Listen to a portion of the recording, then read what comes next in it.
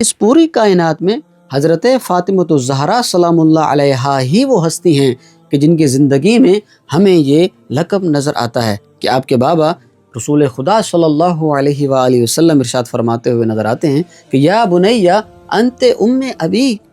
اے بابا کی جان آپ میرے لیے ماں کا درجہ رکھتی ہیں، کہ آپ کی محبت میرے لیے ماں جیسی ہے۔ کہ جب رسول خدا کفار مکہ کی اذیتوں، منافقین کی تکلیفیں سہنے کے بعد جس گھر میں سکون کو تلاش کرتے تھے، وہ گھر حضرت فاطمۃ الزہرا سلام اللہ علیہا کا گھر تھا، کہ آپ کی خدمت گزاری، آپ کی غمخواری،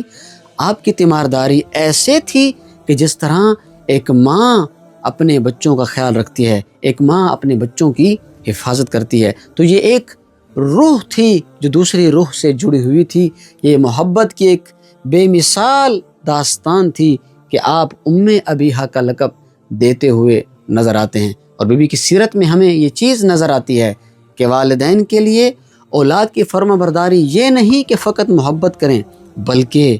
والدین کے دکھوں کو بانٹنا اور ان کا سہارا بننا بھی اصل محبت ہے۔ اور بچوں کے کردار کا حسین پہلو یہ ہے کہ ان کے کردار سے اور ان کی محبت سے والدین کے دکھ کم ہو جائیں۔